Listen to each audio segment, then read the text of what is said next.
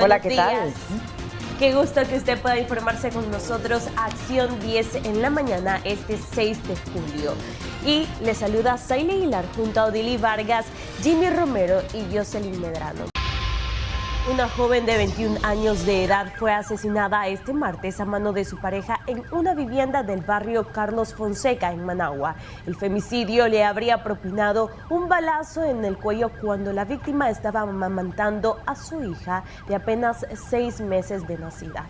Heidi Solórzano estuvo en el lugar y este es su reporte. Un impacto de bala en el cuello cobró la vida de Karen Montserrat Blandón Blen, de 21 años de edad, la mañana de este martes. El hecho ocurrió en la vivienda que alquilaba desde hace un mes. Según testigos del lugar, la joven acababa de arribar al inmueble en una caponera y estaba amamantando a su bebé de 6 meses de nacida. Sí, yo soy la dueña de la casa, los inquilinos tienen un mes de estar ahí ellos. Y pues este suceso se dio hasta hoy porque no manejaba información que hubiera violencia allá en la casa, pues. ¿A usted qué hora le avisaron? Pues me avisaron, ¿qué horas ahorita? Sí, como a las 9:30 por ahí me avisaron a mí. ¿Tiene alguna información de quién pudo ser? Dicen que se llama Calet Rocha, la persona. Tengo entendido que no era su pareja, que no, pero no sé, pues, o sea, tal vez era un exnovio, no sé. ¿Y ella ahí cuántas personas vivían? Vivía el hermano, ella, la bebé, que la tengo yo casualmente, y la mamá y el padrastro. ¿Y se presume que fue con impacto de bala? Sí, tiene un impacto de bala en el cuello, dice el niño que se lo miró. ¿El niño que está ahí es familiar de ella? Es el hermano de ella, el hermano. El niño fue el que estaba a la hora del suceso. ¿Y él miró No miró, seguro él estaba en la sala, no miró, pero el niño estaba en la sala y escuchó las detonaciones y fue que se salió corriendo a llamar a los vecinos, pues ya. ¿Usted maneja el nombre de la persona? De la muchacha, sí, se llama Karen Montserrat, ella. ¿Cuántos años tenía? 21 años, 21 años. ¿Vivía ahí con su hermanito? Vivía ahí con su hermanito, su mamá, su padrastro y su bebé, que tiene como 6 meses. Como pasó y no estaba aquí. A mi hermano le puedes preguntar que está allá, mira. ¿Y de las llamadas que estaba haciendo a él? A él fue el que me dijo que él la estaba llamando y que como él no le contestó, él vino, pasó y le pegó el plomazo. Según testigos, quien dio aviso fue su hermano de iniciales KR, de 14 años de edad, quien se encontraba con ella al momento del hecho. El niño tiene como 15 años ya. Sí, y él es el que estaba llorando, llamando a todo el mundo, nervioso con la niña. Le quitamos a la niña y nos trajimos para acá y después él comenzó a llamar a todo el mundo. Pero más nada. ¿Conocen el nombre de la...? No, es que acaba de venir a alquilar ella alquilaba. ¿Quién? La muchacha, la señora que murió. Como unos 28 años tenía la muchacha, sí. ¿Y ustedes cómo presumen que fue? No, es que no sabemos porque como ella acaba de venir a alquilar no tiene mucho de estar alquilando esa casa. ¿Y entonces fueron balazos que usted escuchó? Sí, un balazo nada más escuchamos, solamente pues. Se conoció que Blandón se ganaba la vida haciendo uñas. Amigo, le acarreaba a ella, ella es estilista. ¿Dónde trabajaba ella? Ella trabajaba en el Rivero con otra muchacha allá haciendo uñas.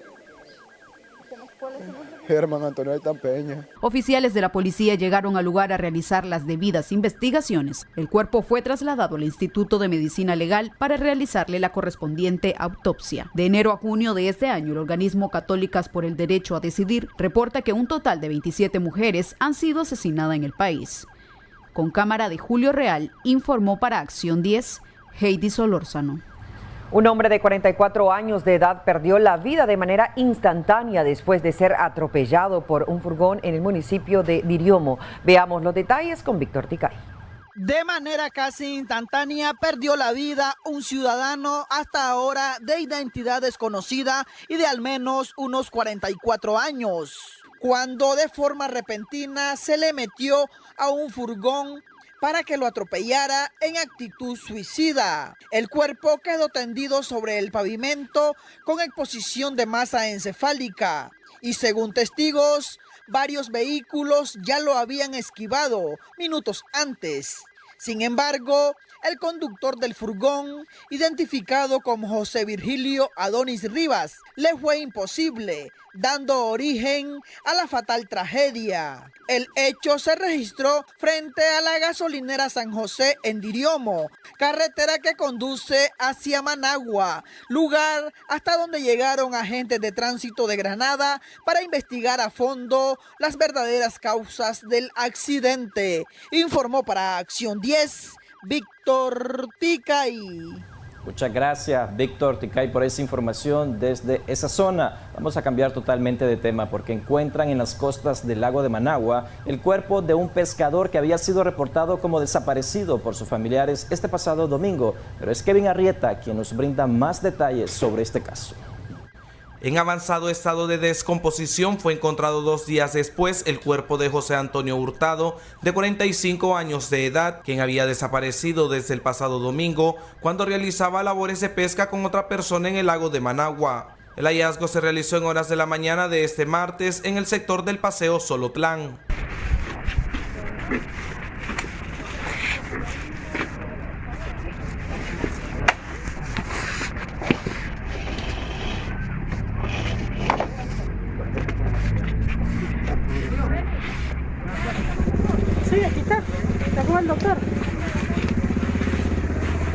Atendiendo el llamado de ayuda que hizo a través de Acción 10, la madre del infortunado, la alcaldía de Managua le entregó un ataúd especial para poder retirar el cuerpo del Instituto de Medicina Legal, mientras Víctor Rosales, mejor conocido como Santa Claus Nica, le donó dinero en efectivo para que realizara las gestiones del entierro. Hablé con un amigo mío, el ingeniero Mauricio Molina, le comenté inmediatamente y me dijo, sí, Víctor, hay que apoyar. Y aquí le estoy entregando, Victoria le está entregando los $90 para que no tenga problemas sobre el terreno, se cancele. El ataúd, hablé con la funeraria del Alba y me dijo que con gusto me la daba también. Y entonces pues ya resolvimos. Sabemos, verdad, que este dolor que siente la familia no es así, pues no se compone con dinero, ¿verdad? Pero lo importante en estos momentos que la muerte llega sin decir, no tenemos ningún dinero. Igual a Canal 10, ¿verdad? Al noticiero, gracias Mauricio, gracias Kevin y al camarógrafo que llevan las noticias, que si miramos detrás de la cámara hay un camarógrafo que también está apoyando, ayudando a llevar el grito, el dolor, la necesidad de las personas más necesitadas. Muchísimas gracias, se lo agradezco de todo corazón.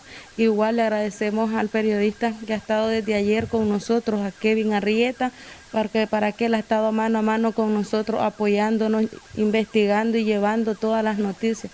Para que Canal 10 es un canal que apoya a la necesidad del pueblo, y que el Señor los bendiga y siempre les tenga así su buen corazón para que sigan apoyando. La vela se realiza en la casa donde vivía la víctima en el barrio Las Torres. Para Acción 10, Kevin Arrieta.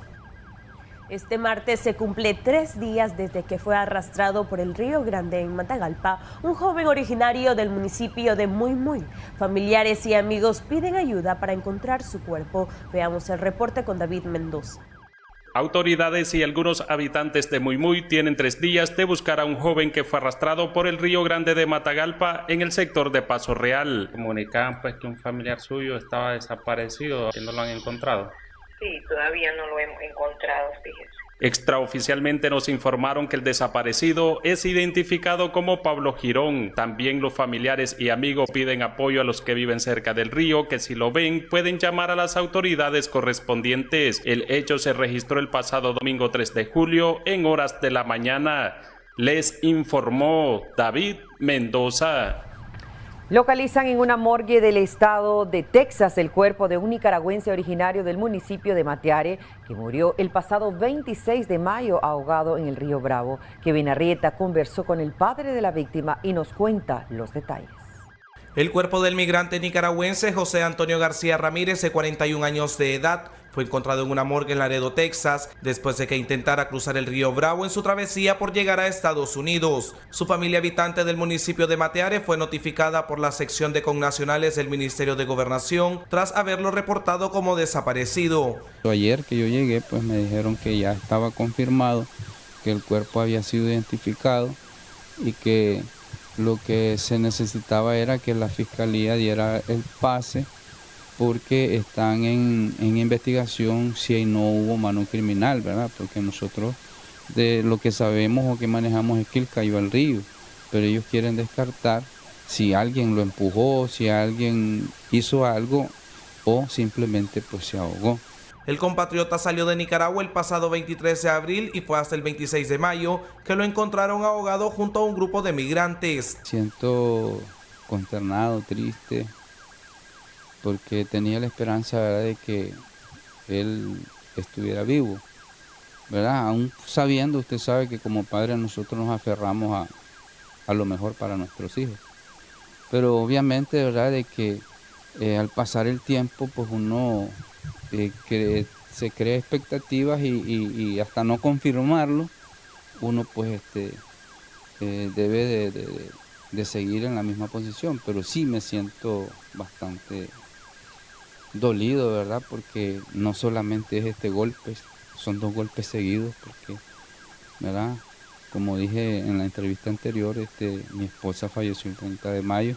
Sus familiares habían solicitado la colaboración de la organización Texas Nicaraguan Community para poder obtener información de su pariente y ahora solicitan ayuda para poder lograr la repatriación del cuerpo. Pues a mí me gustaría darle su cristiana sepultura normalmente, ¿verdad? Pero este es un consenso de familia que tenemos que decidir si lo traemos en ceniza o lo traemos en cuerpo. Sí, verdad, claramente está que yo no estoy en condiciones económicas para sustentar ese gasto. Sí me gustaría, verdad, de que contar con el apoyo de personas de buen corazón. Bueno, sería que se convoquen a no sé a dónde, ¿verdad? Si Canal 10 o directamente aquí a mi casa.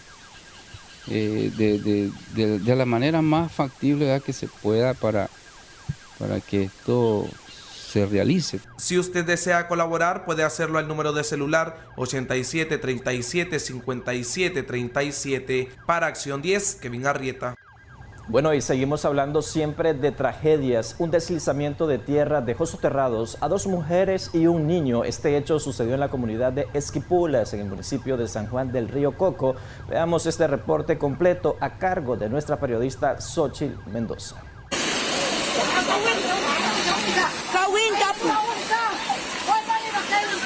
2 mujeres adultas y un niño de aproximadamente 3 años se encontraban lavando ropa en un pozo comunitario en la comunidad San Esquipulas, en el río Coco, cuando hubo un deslizamiento de tierra y los 3 cayeron por un precipicio, quedando soterrados. Fue gracias al rápido actuar de vecinos que lograron sacarlos con vida. El niño solo recibió golpes y una de las mujeres quedó inconsciente producto de la caída. La otra mujer sufrió una fractura en una de sus piernas. Los médicos de la comunidad San Carlos atendieron a los pacientes, los que se encuentran en condición de salud estable. El deslizamiento se debió a las fuertes lluvias que han afectado el territorio nicaragüense en los últimos días. Xochitl Mendoza, Acción 10.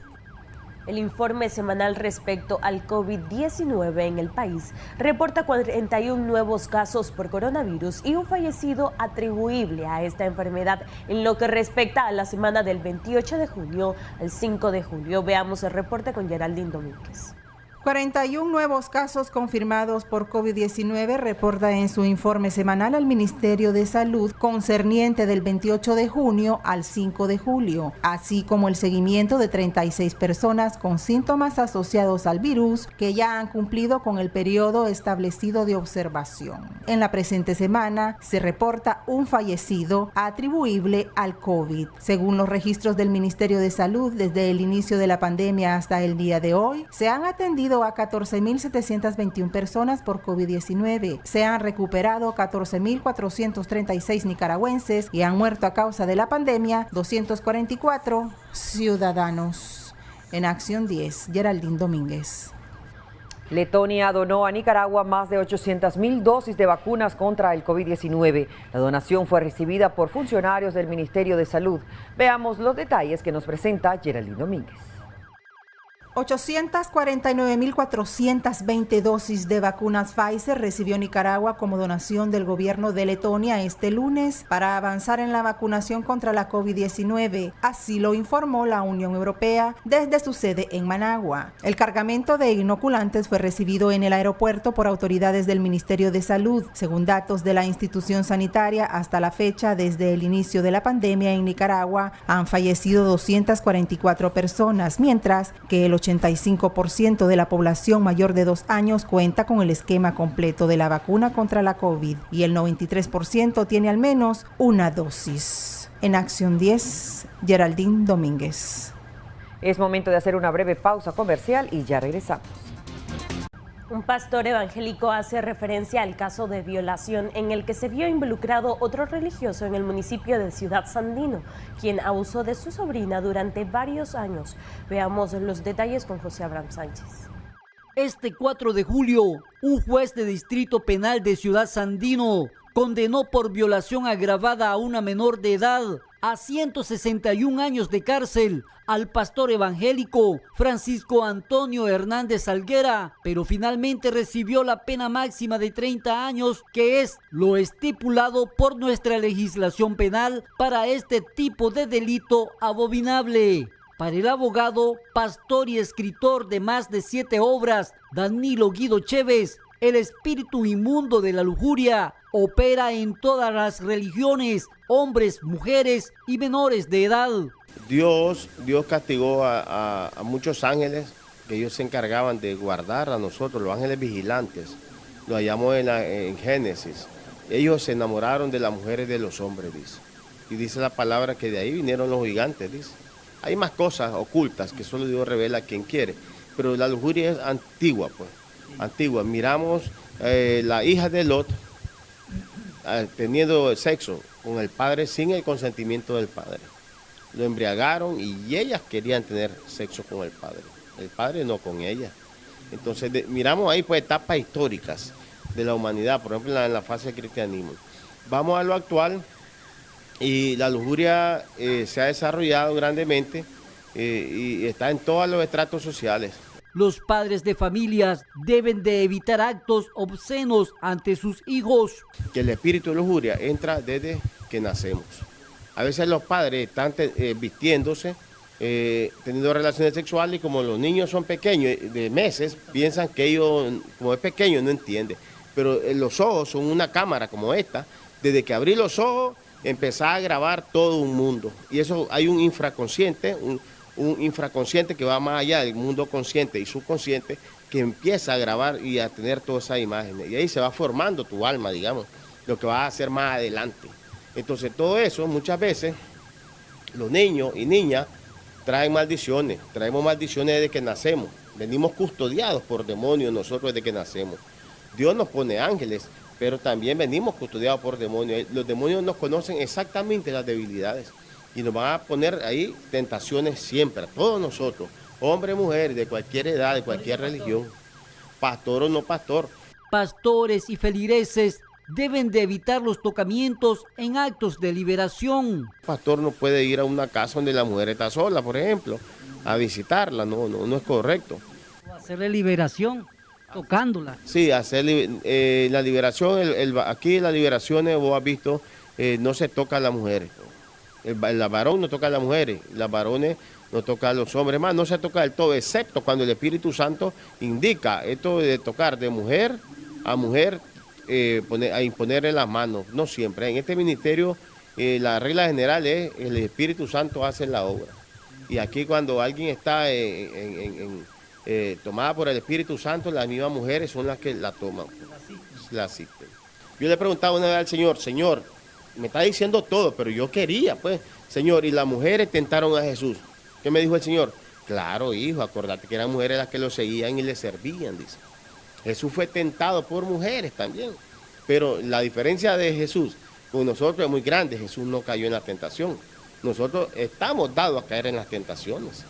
En su libro referente a la lujuria, el pastor Guido Chévez dice que su esposa tuvo una visión y que miró a violadores y violadoras que en el infierno eran también violados por demonios, pero con fuego. Con cámara de Erasmo Hernández, José Abraham Sánchez, Acción 10. Muchas gracias, José Abraham Sánchez, por esa información. Vamos a cambiar totalmente de tema. Una persona de la tercera edad resultó herida de bala luego que quedara en medio del robo que pretendía ejecutar varios delincuentes contra 2 de sus víctimas. Los detalles a continuación. En el barrio del Canal de la ciudad de Bluefields, la señora Francisca Sevilla, de 66 años de edad, fue herida por arma de fuego en su pierna izquierda la noche de este lunes, cuando sus 2 hijos llegaron corriendo a su casa de habitación porque eran perseguidos supuestamente por 3 miembros de la etnia creol. La ciudadana herida fue trasladada al Hospital Regional Dr. Ernesto Sequeira Blanco por miembros de la Cruz Roja Nicaragüense, quienes le brindaron atención médica. La Policía Nacional realizó operativos para dar con el paradero de los autores de este hecho. Para Acción 10, Kevin Arrieta. Bueno, de esta manera hacemos una pausa comercial. Ya regresamos con más información en Acción 10 en la mañana. Ya regresamos con Acción 10 en la mañana. Con Acción 10 en la mañana. Qué bueno que pueda continuar informándose con Acción 10 en la mañana. Habitantes de un barrio de la capital piden el cierre de un basurero que está cerca de una vía pública. Indican que se ven afectados por el hedor que emana de los desechos y temen un brote de enfermedades. Veamos el reporte. Pobladores del barrio Farabundo Martí en Managua piden a las autoridades correspondientes el cierre de un basurero ubicado de la iglesia Don Bosco, una cuadra al este, ya que este está situado en la vía pública y el hedor de los desechos llega hasta sus viviendas. Que aquí nos han hecho un basurero y no tenemos necesidad de tener basurero aquí, porque el camión pasa 3 veces por semana. Nos está perjudicando porque aquí día y noche son cantidades de basura que traen los carretones de caballo o aún los mismos vecinos. Y nosotros somos perjudicados porque y es demasiado. La dueña del terreno queremos pedirle que por favor o lo venga a acercar o lo venda, si es que ella no tiene interés en tenerlo, porque como el terreno está vacío, entonces aquí la gente, todos los carretones de los alrededores, aquí es el lugar donde vienen a echar la basura. No se les puede decir nada porque son bien groseros con uno y nosotros, los vecinos, somos los perjudicados. El basurero tiene 6 meses de estar activo y testigos aseguran que cuando está lleno la basura cae a la carretera, imposibilitando el paso de los vehículos. Porque también hay otro problema, la basura ya no está ni en el hoyo, sino que cuando está lleno la tiran en media calle. A los niños no les dan pasada porque el andén lo tienen cerrado con basura, con piedra, con todo lo que vengan a tirar aquí. Entonces queremos que pongan,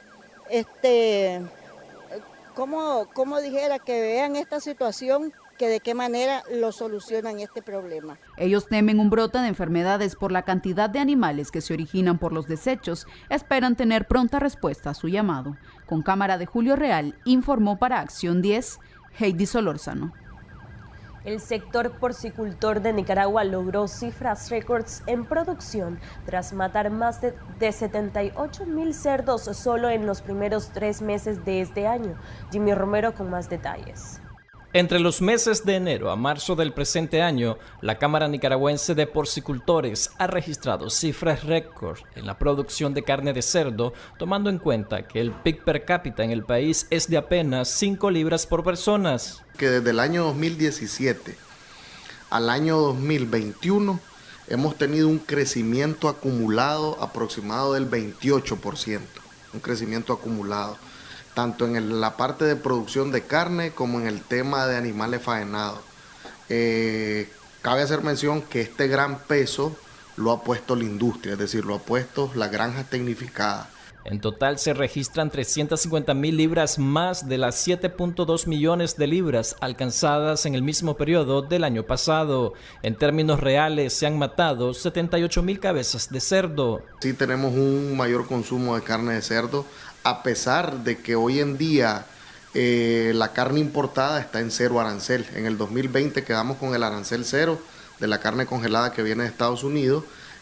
Sin embargo, nosotros como Cámara hemos trabajado en el tema de educación al consumidor final, que valore todas las bondades que tiene la carne de cerdo nicaragüense que nosotros estamos produciendo. En Nicaragua existen un total de 139 granjas porcinas certificadas. Jimmy Romero, Acción 10. Bueno, y siempre seguimos hablando de temas económicos. Los perecederos en mercados informales de la ciudad de Ocotal han incrementado sus precios debido a los altos costos de los insumos y también a consecuencia de las últimas lluvias que se han generado en gran parte del territorio nacional, afectando así las plantaciones. Los detalles con nuestro corresponsal en la zona, Jorge Corrales. ¿Por qué dicen que uno pide 1.200 por el quintal? Por esto, Precios de perecederos como la lechuga, el repollo, la remolacha, zanahoria, entre otros, en Ocotal, Nueva Segovia, han mostrado incrementos en los últimos días de junio y comienzos del mes de julio. Los comerciantes de estas verduras manejan que la causa principal es el elevado costo de los insumos para producirlos, el combustible para su traslado, lo que afecta el bolsillo de los consumidores, aunque sí se siguen vendiendo. Todo esto viene de Jinotega, la verdura fresca, los de la remolacha, la zanahoria, el brócoli. ¿Cuál es lo que está más caro aquí? El repollo lo tenemos a 40 y a 50, la papa está elevadísima, la tenemos a 30 la buena calidad y 25 la segunda, y la zanahoria es otra que está súper escasa, ya no hay casi en Jinotega. Los productores, por otra parte, y específicamente de Tomatoya, comarca de Jinotega, que abastece a casi todos los mercados del norte de Nicaragua, reconocen también que el alza tiene que ver con la cantidad de agua caída en este periodo. Mira, este pobre chaval lo anda rescatando lo que puede ahí, ¿ves? Pues es que lo que se debe al alza de la zanahoria es, en primer lugar, los insumos, están carísimos. Para sembrar una hectárea se necesita arriba de 200,000 pesos. Y la llovedera también. La llovedera afectó bastante, se dañaron varios cultivos. Las lechugas, están unos pobres rescatando lo que puede. Ocotal, Nueva Segovia, Jorge Corrales. La Cámara Nicaragüense del Sector Lácteo confirmó que el paso de la tormenta Bonnie dejó daños en la producción de leche. Sin embargo, indicaron que no habrá un desabastecimiento del producto. Los detalles con Jimmy Romero. Oscar López, director ejecutivo de Canislac, reconoció que el paso de la tormenta tropical Bonnie sobre el territorio nacional dejó algunas afectaciones. Sin embargo, no ha representado una baja en los niveles de producción. Pero recordemos que tenemos cuencas lecheras bastante importantes, no solamente en este territorio, sino también en toda la parte de Río Blanco, Ciuna, toda esa parte también tenemos un gran potencial lechero y que gracias a Dios fue una de las zonas que no sufrió tanta afectación. No hemos reportado pérdidas, solamente sí retrasos, pero básicamente por 24 horas, retraso de la llegada de leche, por problemas de camino, por problemas de lluvia, árboles caídos, pero no es una situación que persistió más allá de 24 horas. López dijo que a pesar de las lluvias no se ha presentado desabastecimiento en las plantas procesadoras ni en los centros de acopios. Por lo tanto, comerciantes de los mercados populares no tienen razón de incrementar el precio del queso y sus derivados. No hay desabastecimiento en los centros de acopio, no hay desabastecimiento en las plantas de procesamiento y por lo tanto el comportamiento de la llegada de leche y por lo tanto el procesamiento del producto terminado se mantiene normal. En ese sentido no hay la tormenta no ha desencadenado cortes de camino ni nada que represente una caída de los volúmenes de leche que entran a proceso y por lo tanto los mercados se encuentran bien abastecidos. Las zonas de mayor impacto fueron los municipios de La Guinea, El Rama y el departamento de Río San Juan. A diario se están produciendo en Nicaragua 5.3 millones de litros de leche diarios, el 35% utilizado para la exportación. Jimmy Romero, Acción 10. Pese a la competencia del pan internacional que se comercializa en el país, los talleres locales afirman que han ganado terreno entre los consumidores debido a la calidad con que hoy elaboran este producto. Los detalles con Jimmy Romero. El desarrollo del sector panificador en Nicaragua sigue permitiendo que esta industria tenga mayor ventaja sobre los productos transnacionales que se comercializan en el país, señaló Juan Pablo Estrada, representante de la Cámara del Pan. Desde los años 90 hasta el 2006, prácticamente Bimbo tenía una flota vehicular en Nicaragua hasta de 160 vehículos repartiendo pan en todo el territorio nacional, hasta en la costa atlántica. Hoy por hoy, pues es mínima la presencia de la industria centroamericana. Según Estrada, los 6.000 talleres existentes ya venden más del 80% de su producción total a los consumidores locales, debido a la calidad del pan y sus derivados, pese al impacto que han tenido que soportar por las alzas de precios semanales en la materia prima. Los panificadores nicaragüenses están vendiendo prácticamente el 85% del pan nicaragüense, el pan artesanal, el pan del pueblo. Entonces, primero porque la gente está culturizada a consumir nuestro pan, segundo porque es mucho más barato mientras un pan de hecho de Costa Rica, de El Salvador, de Guatemala, los 454 gramos, que es una libra, anda costando más de 80 pesos. En precio, refirieron que el pan extranjero es 3 veces más caro que el que se produce en el país. Jimmy Romero, Acción 10. Bueno, y ahora les vamos a presentar un servicio social porque desesperados y angustiados se presentaron a nuestras instalaciones de Canal 10 familiares de una joven que se encuentra desaparecida desde el pasado 2 de julio, pero es Heidi Solórzano quien nos amplía sobre este caso. Preocupados se encuentran familiares de Raquel del Carmen Rugama López, de 37 años de edad, quien desapareció desde el pasado sábado en el sector del Mercado Oriental y no logran dar con su paradero. María Elena Guido, su prima, asegura que salió a su trabajo y no regresó. Ella habita junto a su hija y su pareja, de donde fueron los sellos de Ule La Reinaga, una cuadra abajo, una al lago. Vamos a reportar a mi prima desaparecida, se llama Raquel Rugama López, porque desde el sábado que ella salió de su trabajo, compañeras de trabajo de ella la vieron montarse al bus, pero de ahí ya nadie sabe nada. Ya hoy ya son 3 días, porque desapareció el sábado a las 6:30 que tomó el bus, de ahí, después de salir del trabajo. 37 años, tiene una niña. Pues de momento la niña vive con un familiar y ella vivía con su pareja actual, es lo último que sabemos, pues. Rugama López trabaja en una tienda de ropa en el Mercado Oriental y al momento de su desaparición vestía el uniforme de la empresa. La prima de ella, la prima materna de ella, puso la denuncia en la policía, en la estación de policía, el día de ayer por la noche, en el cual pues hay como una confusión donde compañeras de trabajo la miraron con su teléfono en laborando y luego la pareja de él es la que aparece con el teléfono. Ahorita el teléfono quedó en la estación de policía como prueba porque él quedó detenido como bajo de investigación, pero dicen que fueron a requisar en su casa y como no hallaron nada en la vivienda, entonces lo dejaron libre. Hermano, soy el hermano, ¿verdad? Pues si alguien la ha visto, ¿verdad? Que nos llamen o los números que salen ahí por Facebook, que nos llamen. Hace un llamado a la población, si alguien tiene información de ella, por favor comunicarse al número 8192-1096 con Cristina Muñoz López. Con cámara de Julio Real, informó para Acción 10, Heidi Solórzano.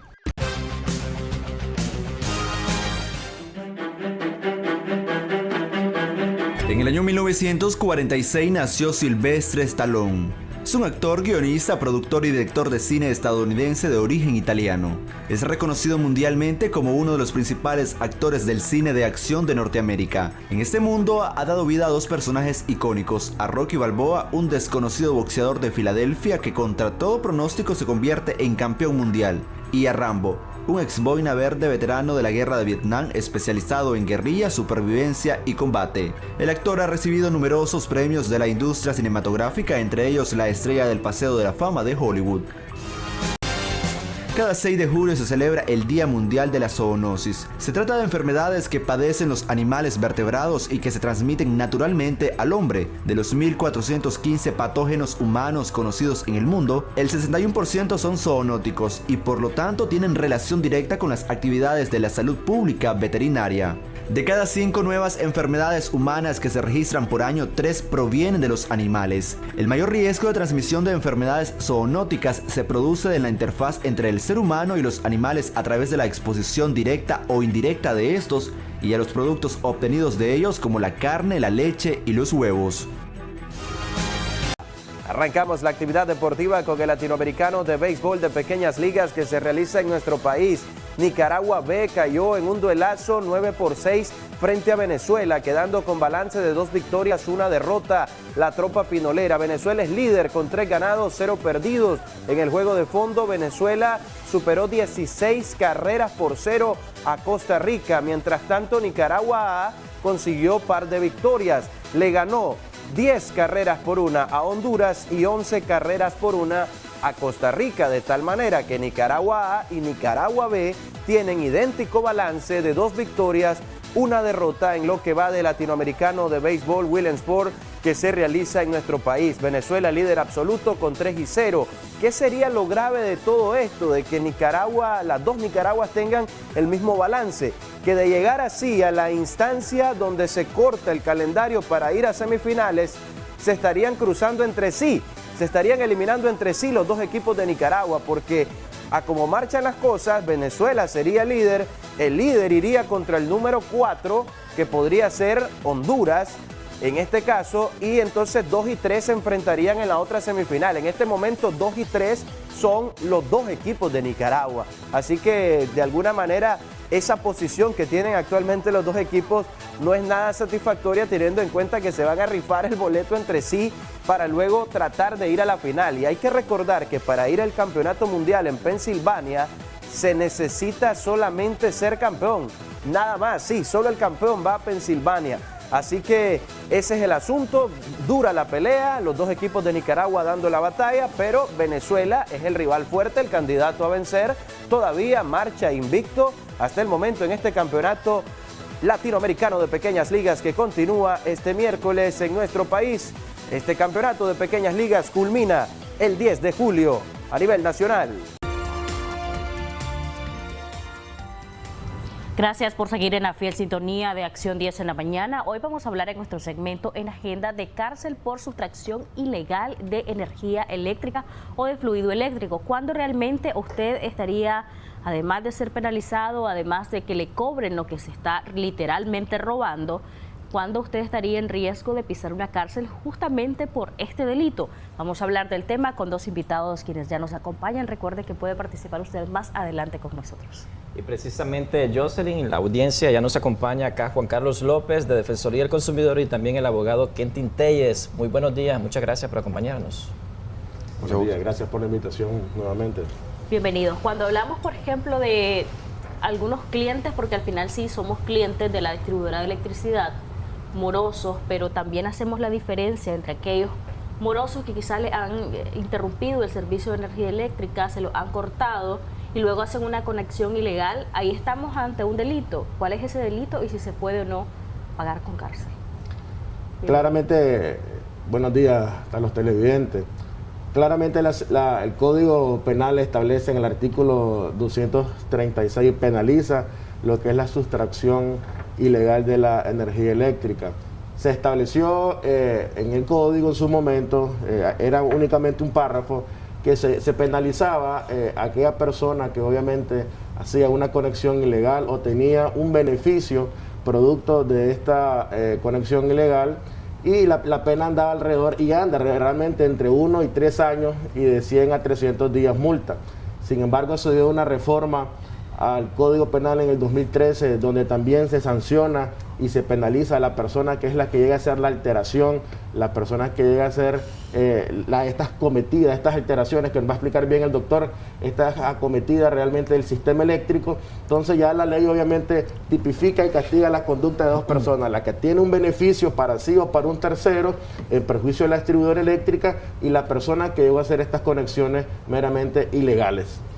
En el caso de Juan Carlos, él mencionaba, Kentin, de 1 a 3 años de cárcel, pero eso puede ser que la persona esté sustrayendo energía eléctrica de forma ilegal un día, una semana, un mes o un año. La pena se puede imponer de esa manera, 1 año y hasta 3 años.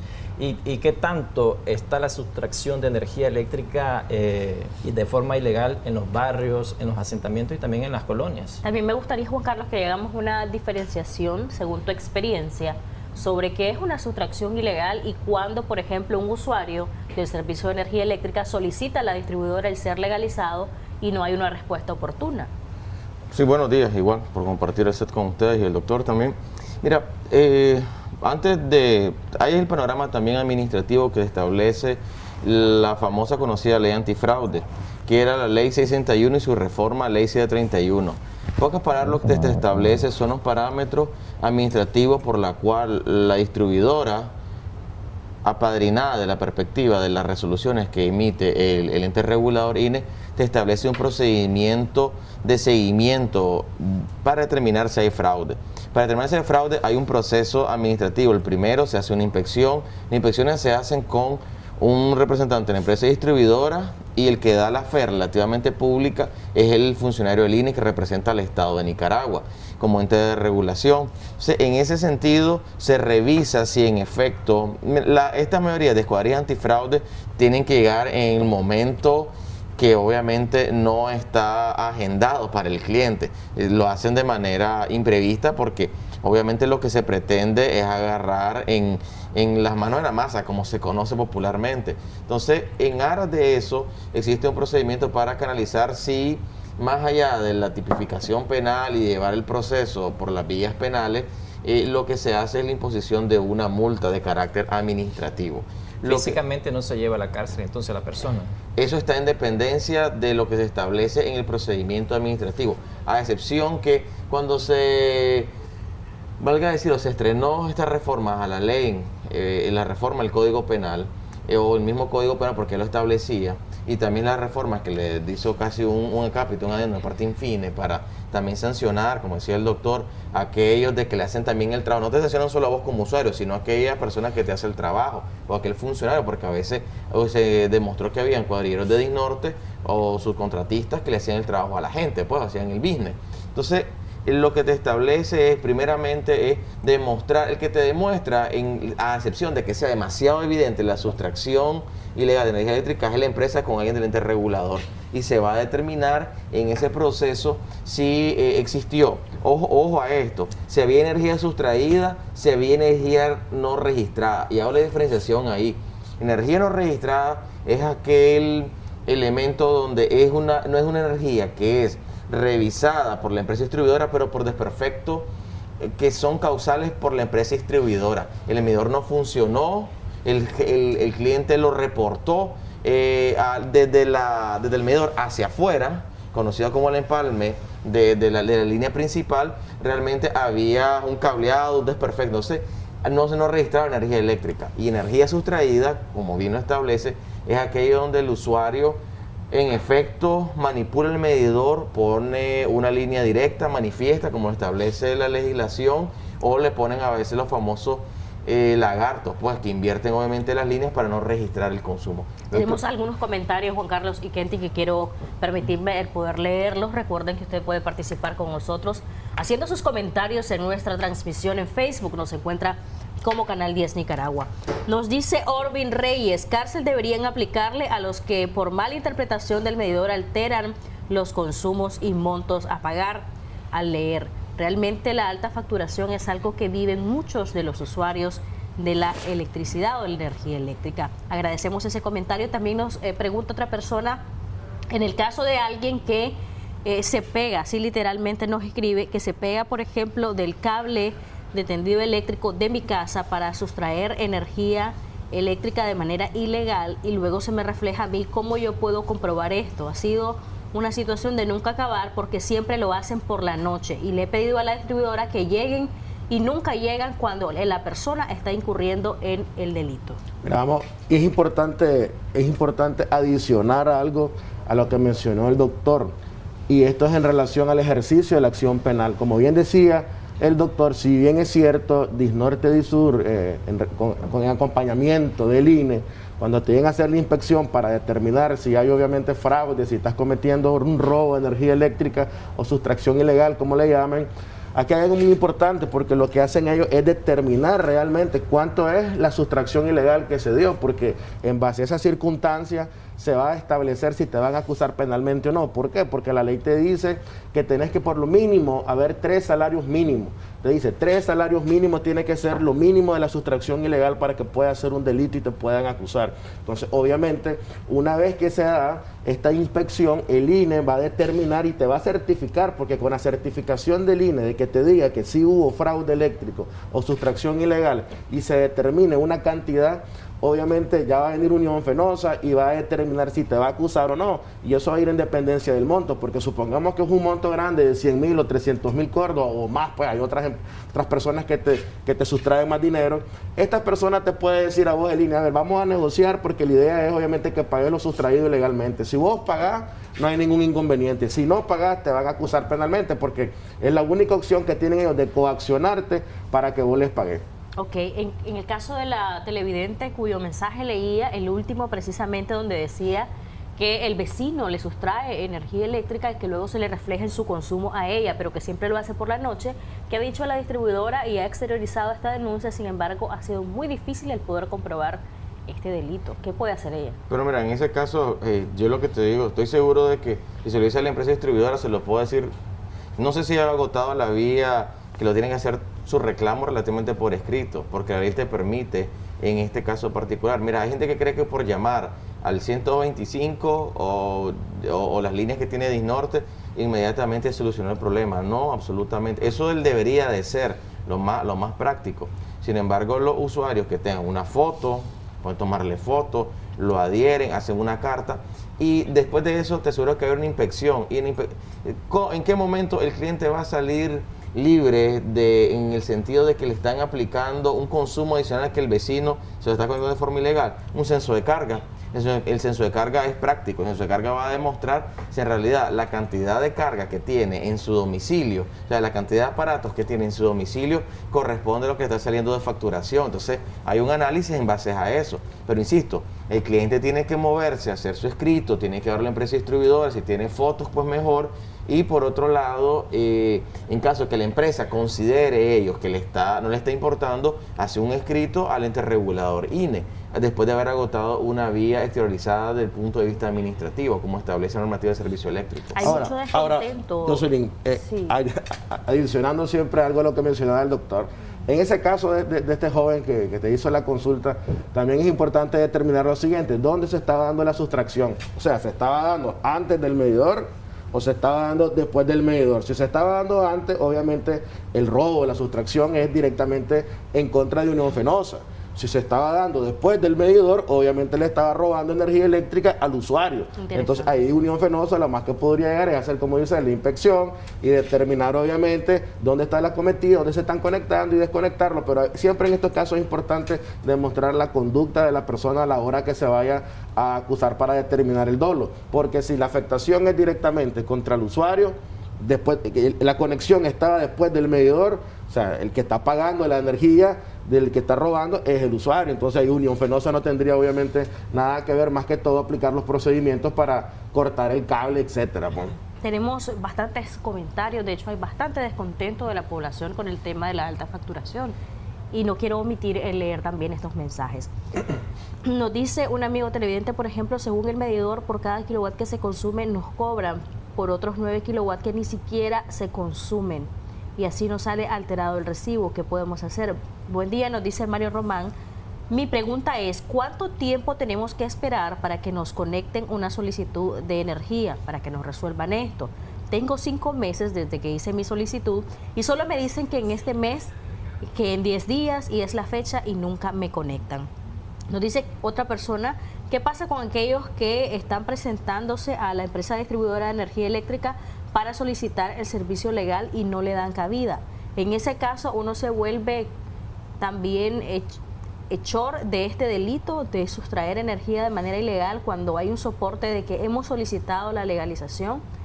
Si una persona nos dice está sustrayendo energía eléctrica, ¿nos afecta a los que pagamos el servicio? Y esto es una pregunta muy frecuente. Cuando hay sustracción ilegal de energía eléctrica, por ejemplo, de manera masiva en un barrio, en un asentamiento, en lugares donde no hay legalización, entonces los que sí pagan, que están quizá aledaños, están pagando esa energía sustraída. Al final los que pagamos también esa energía sustraída. Bueno, hacer una recopilación rápida de las cosas que vos comentaste, para darle palabra al doctor también, es que en el tema así energético tiene muchas aristas, Jocelyn. Sí es cierto, mucha gente se queja. Nosotros le hemos dado vuelta a caso, hablando desde el punto de vista de los procedimientos administrativos, le hemos dado vuelta a caso siempre y cuando tengamos como un análisis adicional a lo que la empresa plantea. O a veces hay algún tipo de duda que en algún momento determinado se revisa mediante una inspección. Pero llego a este punto, porque es importante analizar los panoramas, porque te encontrás, aquí voy a meter un bolsón, te encontrás clientes que no han trabajado, tienen aparatos eléctricos que están desfasados. Este es el primer punto, eso hay que reconocerlo. Segundo, hay el tendido eléctrico internamente, la cometida hacia adentro, ya obviamente debe de establecer un cambio. Pero también te encontrás, ojo, esto es la responsabilidad de los usuarios, porque como usuarios tenemos responsabilidades, pero también te encontrás que la empresa en muchas ocasiones no lee el medidor adecuadamente. O sea, las lecturas que hace las hacen por consumo estimado. O sea, llegan a un bar, no se quieren meter a determinado tipo de lugar y lo que hacen, bueno, tenía una venta hace tantos meses, le voy a poner este consumo porque es el que tenía. Entonces le van montando facturación sobre facturación y tiene razón los usuarios. Por otro lado, a veces hay medidores que están en mal estado y la empresa no los cambia. Entonces, te encontrar responsabilidades de uno y otro lado. Lo que quiero sugerir en este espacio rápido es que realmente los usuarios deben asesorarse adecuadamente y fundamentar todos los ciclos, los procesos de reclamo. Porque al final pasa lo que el cliente dice, antes consumía 170 kilowatts, ahora me está saliendo de 200, 250 kilowatts. Y a veces hay acumulación grande de deuda de los usuarios que a veces vuelve deuda hasta de 120.000 córdobas, 200.000 córdobas. Hemos tenido casos hasta de 2 millones de córdobas en nuestras oficinas. Y eso es lo que crea, obviamente, en su momento es la forma como va a tener que pagar al cliente. Y tenés casos que tienen deuda más multas que le ha impuesto la empresa distribuidora. Y créanme, en uno de los casos que comentaba, dice que ha solicitado medidor, ha solicitado un nuevo servicio. Solo hago un paréntesis rápido, es que en el escenario práctico te encontrás que hay muchos usuarios que no cumplen con los requisitos para tener un servicio de medición, a excepción que existe un proyecto de la empresa distribuidora de inversión en determinado lugar y va a aplicar un modelo generalizado. Y a otra pregunta que comentaba Jocelyn, pues eso habría que determinarlo, pues no sé el caso con exactitud. Y algo que preguntaba Jocelyn es, cuando en un lugar consumo energía, están pegados todos, y eso pasa no solo en un barrio, sino a nivel nacional, hay algo que se conoce como desvíos tarifarios. Los desvíos tarifarios es simplemente un monto que la factura le reconoce a nivel generalizado, que en pocas palabras quiere decir, es subsidiado, quiere decir que lo que no pagan muchos, lo terminás pagando otros con un costo en la tarifa adicional. Por eso yo te planteaba, aquí tenés rubros como alumbrado público, que entre más vas consumiendo, que tenga el mismo poste el vecino y vos, tenés que pagar más. Primer punto. Segundo, tenés un rubro de comercialización que funciona igual para el doctor y para mí, para ustedes. Solamente porque Jimmy tiene una empresita, tiene un negocio y tiene una tarifa T1, T1A, por así decirlo, y yo tengo tarifa T0, nos llegan a dejar las mismas facturas, el mismo cartero, la misma correspondencia, pero ahí le van a cobrar más porque él consume más por comercialización. Entonces, en cada uno de esos escenarios, la tarifa está diseñada para recubrir cierta parte de las pérdidas eléctricas que se dan por sustracción ilegal de energía eléctrica. También el doctor comete un poco un tema que es a veces importante, que nosotros le hemos planteado, que también hay un tipo penal en la legislación penal, valga la redundancia, que se conoce como fraude en la facturación, que a veces lo aplican también los sectores que facturan, valga la redundancia. Kentin y Juan Carlos, hay muchos comentarios de la gente que nos está viendo a través de la transmisión de Facebook que dice que hay descontento del servicio que ofrece Disnorte Disur. ¿Por qué dice ellos que hay descontento? Porque dice que quedan desprotegidos, porque a veces Disnorte Disur no les ofrece un servicio adecuado, a veces hay falla en los medidores, hay falla en los transformadores y les dañan sus equipos como es el caso de la refrigeradora, el televisor o equipo de sonido, y dice que ellos quedan con las manos arriba. ¿Cómo hacerse sentir o hacer sentir sus derechos para demandar o denunciar a la empresa distribuidora? Dice que a qué entidad hay que visitar. Bueno, mira, en este caso estamos hablando ya de situaciones meramente del ámbito civil. ¿Por qué? Porque si yo en mi casa, los aparatos electrónicos por un bajón de energía se me dañaron, y hay personas que obviamente viven cómodas, hay otras personas que no, pero supongamos que una refrigeradora, un televisor, etcétera, se dañaron y te puede ascender una suma significativa. Obviamente no quiere decir que Unión Fenosa va a estar exento de que vos como usuario no podás venir y tomar acciones meramente civiles y demandarlo. perfectamente vos los podés demandar, pero siempre todo se basa en relación a la prueba. Tenés que probar, obviamente, que fue por, obviamente, el bajón de energía eléctrica. ¿Y qué es lo que tenía que hacer? Pues normalmente hay personas especializadas, obviamente eléctricos, que te van a poder hacer un peritaje en tu propiedad y te van a determinar que por el bajón de la energía fue tanto el bajón de que obviamente los sensores o las cosas eléctricas que dan el funcionamiento de estos equipos fueron alterados, se quemaron y obviamente por ese bajón de energía eléctrica sufrieron obviamente un daño. Eso tiene que llegar a la vía legal, sí. ¿Cómo puede hacer el consumidor? Porque esa es la pregunta. ¿Dónde acudir para hacer valer sus derechos? Porque dice que solo van en contra de los consumidores o los usuarios, pero no se puede hacer nada contra la empresa. Bueno, perfectamente puedes acudir inmediatamente a Unión Fenosa y decirle, bueno, Unión Fenosa, mira, me pasó esto, ayer se fue la energía y todos mis equipos se dañaron. Pero muchas veces se quejan que no hay respuesta. No, correcto, te estoy explicando cuál es el procedimiento primeramente. Vos vas a Unión Fenosa y vos le decís a Unión Fenosa, mira, tengo este problema, todos mis equipos se quemaron. Entonces, Unión Fenosa te va a dar una respuesta, pero todo lo tenés que formalizar por escrito. Si lo haces verbal, no tenés ningún chiste. Vos lo haces por escrito y le formalizás tu queja y le explicás qué fue lo que sucedió. Pero si hace caso omiso, hay una entidad. Entonces, si hace caso omiso, obviamente vos estás no agotando la vía administrativa, porque en esta no hay vía administrativa, sino acudiendo ante la persona, ante la institución que te causó el desperfecto en tus bienes. ¿Qué es lo que puedes hacer en esa? Si ellos no tenés una respuesta, tenés la vía legal, que es la vía judicial, que son procesos meramente civiles.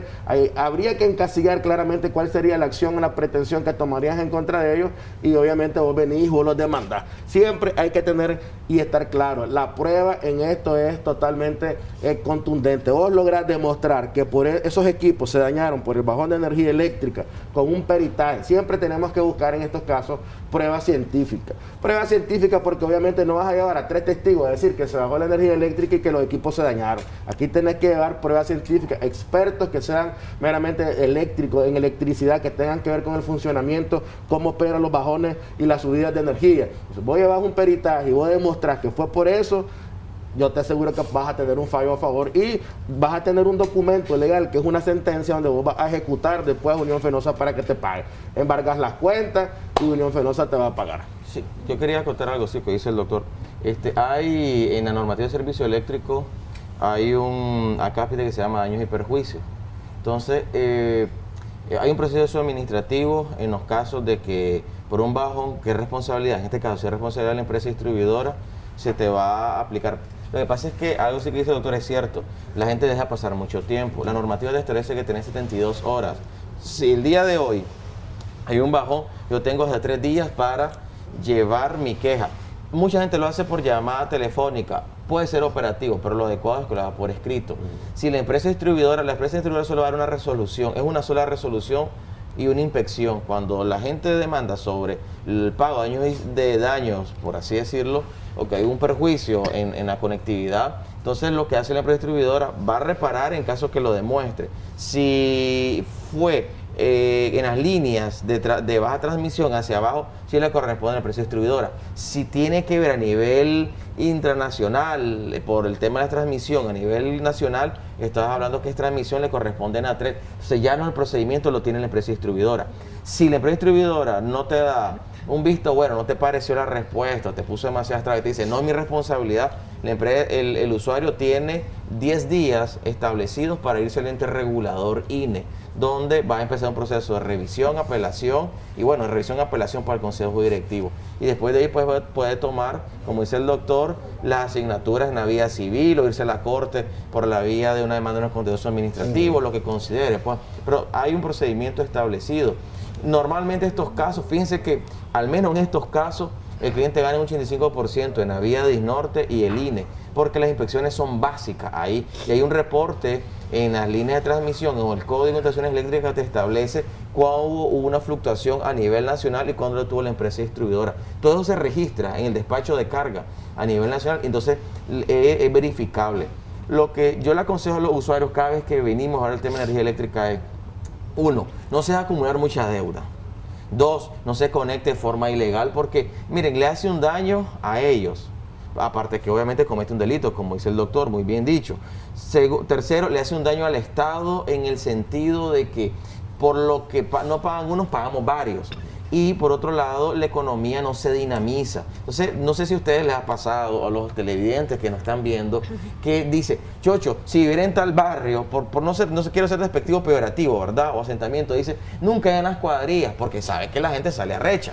Pero llega un medio residencial o algo así, ahí las cuadrillas vienen y llegan como pues de la forma más sencilla a cortar a la gente. O sea, se desquitan a veces lo que no pueden hacer en otro lado. Pero ahí sí Disnorte debe de mejorar, el INE, el Estado, debe hacer que mejore Disnorte la capacidad también de trabajo para poder ir mejorando esas circunstancias. Un dato que voy a dar antes de que me quite la palabra rápido es que sí las pérdidas eléctricas han disminuido con relación a años anteriores. O sea, quiere decir de que de una u otra forma el ente regulador y la empresa distribuidora han trabajado para ir mejorando el tema de las pérdidas eléctricas. Bueno, tenemos un último comentario que quiero leerlo para que el doctor Telles nos dé sus recomendaciones.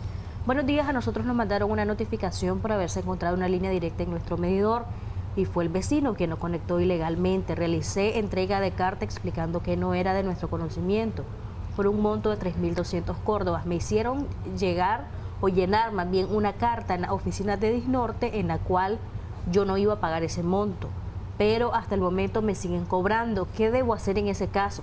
Ya me multaron a mí siendo yo el perjudicado. ¿Por qué actúan injustamente y no investigan realmente lo que está ocurriendo a pesar de mi denuncia?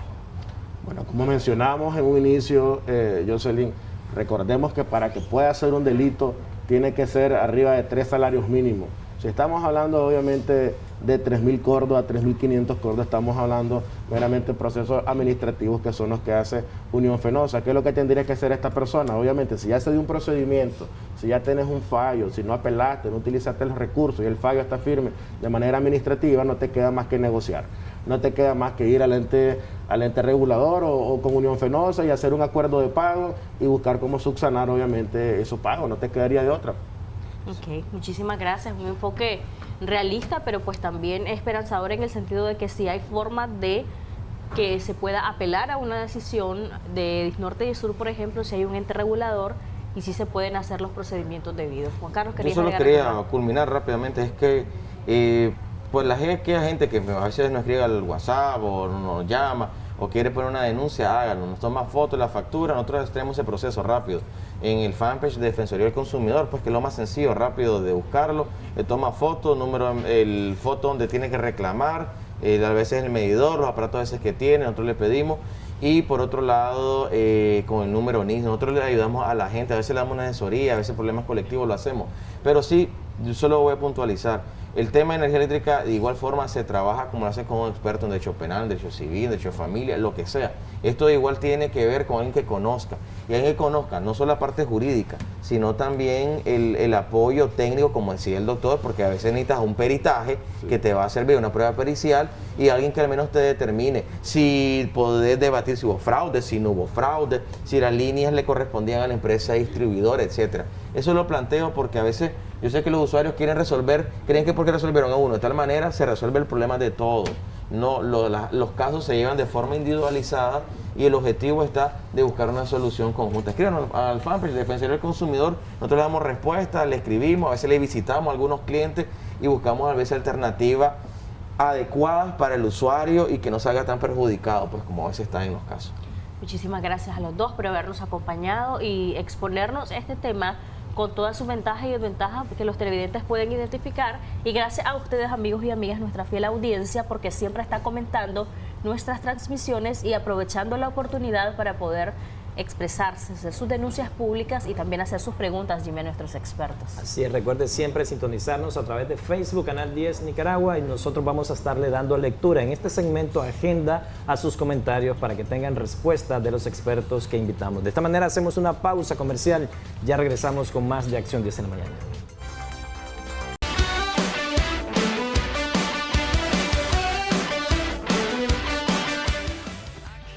Hola Vitati, siempre bien, gracias a Dios. Y vamos a dar inicio con una entrevista. Está con nosotros ya nuestro médico, el urólogo pediatra Andrés Ayala, para conversar sobre las infecciones de vías urinarias a repetición, sobre todo en los niños. Muy buenos días, gracias por acompañarnos, doctor. Muy buenos días, Odilí. Claro que sí, con todo gusto. Pues es un tema bastante común luego de las enfermedades respiratorias y las infecciones gastrointestinales, las infecciones de vías urinarias, es algo muy frecuente en la niñez y también en los adultos. ¿Qué es lo que nosotros podemos entender de infecciones de vías urinarias? ¿Hay alguna sintomatología, doctor?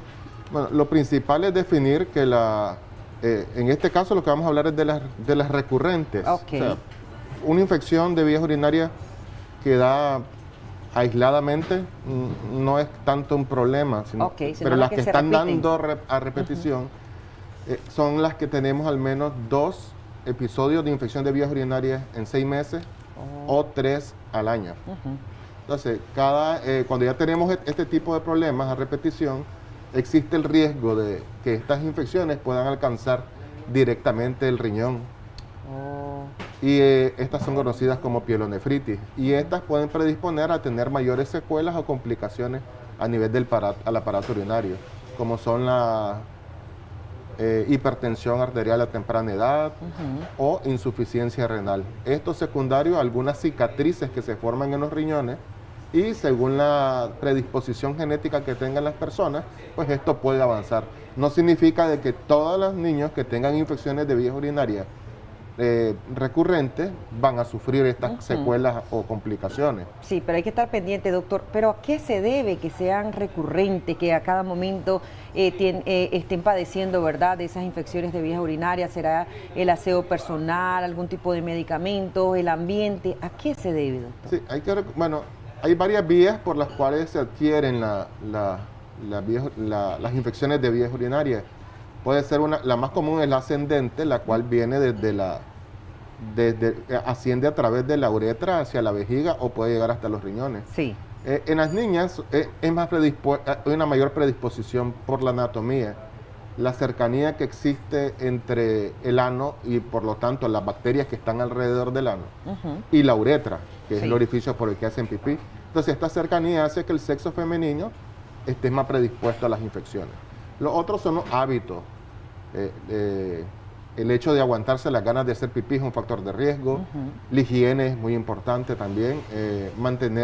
Evitar aplicar algunos productos químicos, jabones, perfumes, que puedan cambiar el pH, y entonces ahí se pierde una barrera importante de defensa. Es decir, y me encantaría, doctor, ese tema que usted acaba de tocar en cuanto a los productos que son prácticamente para duchas o lavados, ¿verdad? En las vulvitas de las niñas. Yo he escuchado bastante, es que eso es para dar un olor bonito, es para que ella esté cómoda, para que esté fresca, y etcétera, etcétera.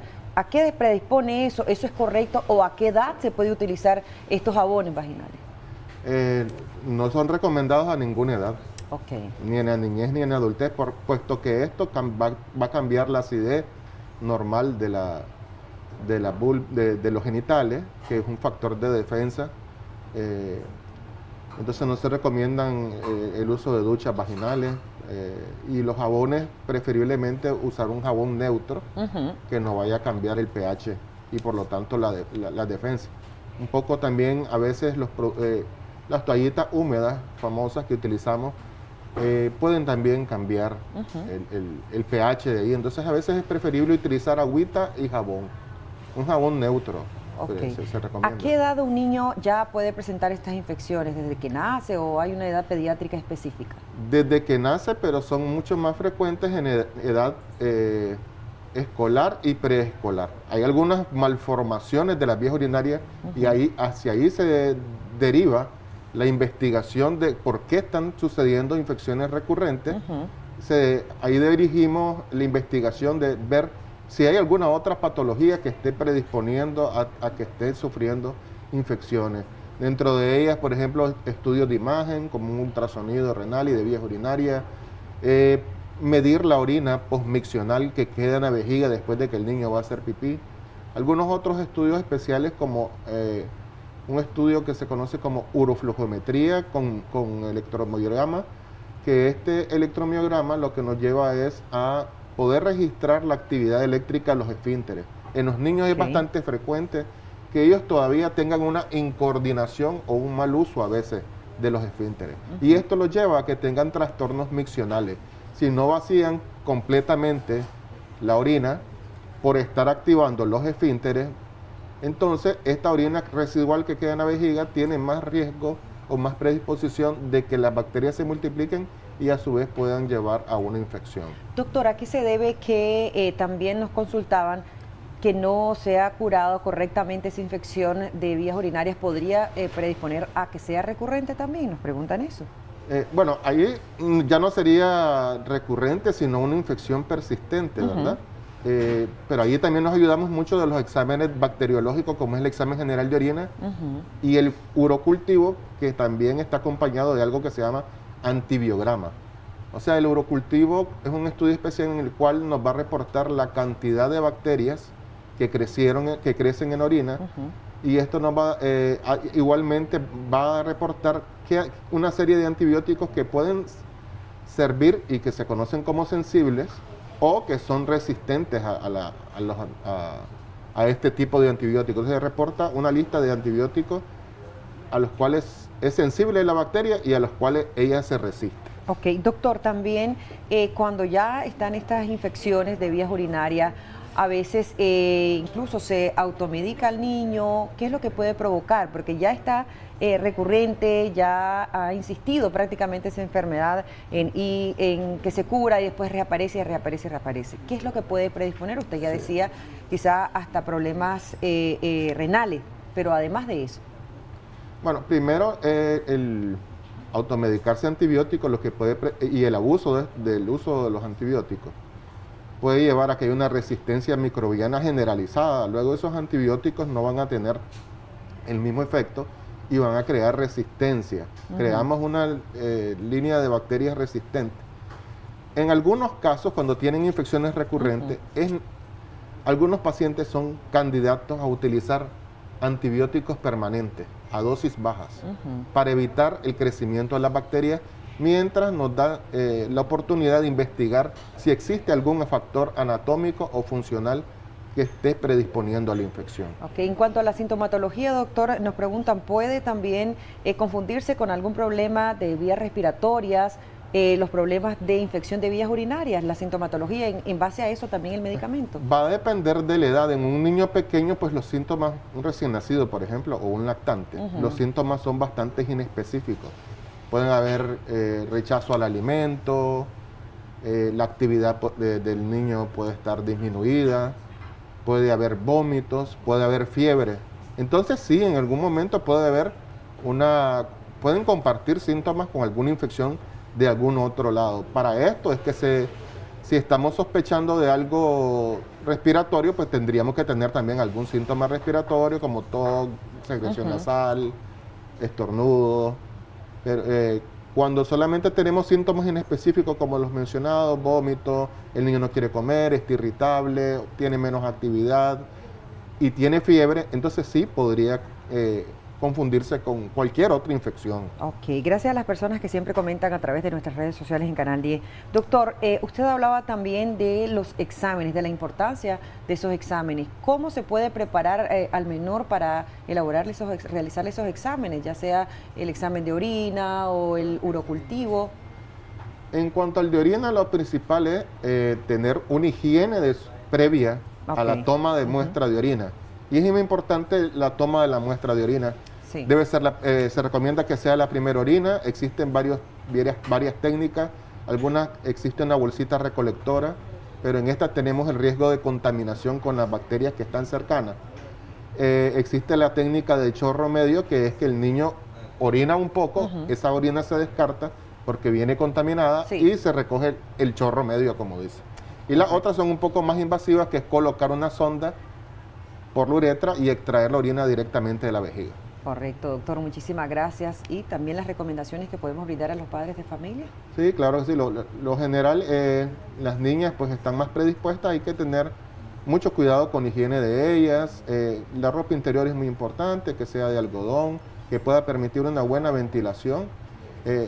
Evitar los malos hábitos como aguantarse las ganas de hacer pipí e ingerir bastante agua y una dieta saludable. Gracias, doctor Andrés Ayala, es urólogo pediatra. Si usted quiere hacerle alguna consulta, ahí veíamos los números de teléfono en pantalla. Con gusto el doctor Ayala le va a atender. Recuerden que siempre les decimos a ustedes que la medicina debe ser preventiva y mejor aún con nuestros hijos.